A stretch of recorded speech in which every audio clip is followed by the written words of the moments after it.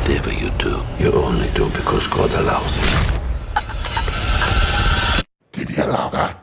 Alright Hollywood, I've got two questions. One, who greenlit Russell Crowe Demon Slayer on a Vespa?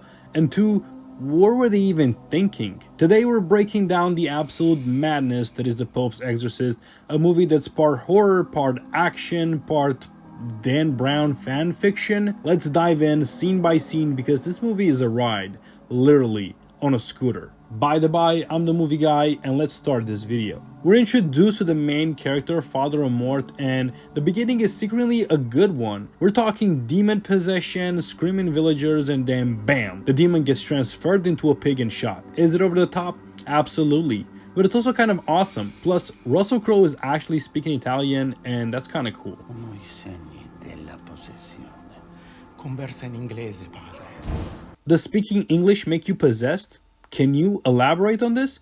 No? Oh, so the source is just, trust me bro. Classic horror setup. A grieving family inherits an abandoned abbey in Spain, and by inherits I mean they were basically handed a demonic Airbnb with no Wi-Fi and a pit to hell in the basement. Naturally, the kid starts hearing voices. Father Amort is being trialed for his methods by the cardinals. They did the trial in English as per the customs, but why is that the custom? Isn't it like a sign of being possessed or something? I don't know. I think that they tried to be smart and use Italian, but then they realized that they have to also use English. Anyway, the trial could have gone somewhere, like Amort losing his blessing or powers or something, but it does not lead to anything. Like, at all. The kid of the family has been possessed by a demon from the abbey. It's explained that he was easy prey for the demon because he's just a kid. His head is spinning, voice is gravel, eyes are glowing red, so naturally the Pope hears about it and sends his best exorcist to deal with this problem. But what makes this demon different? The demon doesn't just throw furniture around, he throws shade. Hide behind your jokes forever. Gabriel. And he looks a lot like Gollum, and he is a bit of a perv. Breastfed me, mommy! What the fuck? This is where the movie tries to go deep. The demon digs into Amort's past, his guilt over his failure to help someone in need, something that Amort has still not forgiven himself for. Turns out the abbey is built on an Inquisition-era demon prison, like a legit Vatican blast site, and there were some secrets buried here or something like that. I couldn't really care about this part of the story because, once again, it goes nowhere. Also, I should add that Father Amort is held by another priest named Thomas who also has his own demons. That's not the Spanish Inquisition sign this is. That one is from the game Dragon Age Inquisition.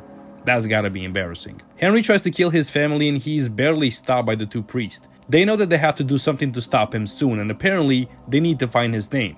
They found his name. It wasn't that difficult, aside from going a bit Indiana Jones in the catacombs. Alright, time for the holy smackdown. The two priests, the kid's mom and sister, head into combat. When they think they've won, the demon switches body and Amor sacrifices himself for the greater good. Now the demon has all that he wanted, away in the Vatican. The end, the demon is victorious.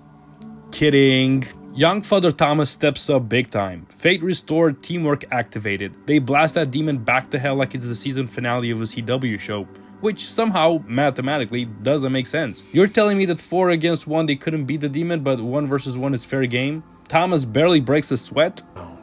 Soon we will know all of the other 199 sites on Earth. My man, this is the Demon Conjuring universe Vatican Drift. So is the Pope's Exorcism a must-watch? Far from it. In fact, it's just a regular Hollywood cash grab with all the usual tropes that Hollywood writers can come up with. I like Russell Crowe in this movie. I think he definitely did not show up just for a paycheck. But aside from that, the plot is very thin, convenient, and the sequel bait at the end left me nauseous. But the movie made money, a lot of money actually, so a sequel was greenlit. And when the time comes, I'll be there to break it down scene by scene. Like, subscribe, and tell me in the comments what's your favorite exorcism scene in movie history, and do you want to see Russell Crowe punch more demons in the face? By the by, I'm the movie guy, and until next time, keep on watching movies, guys.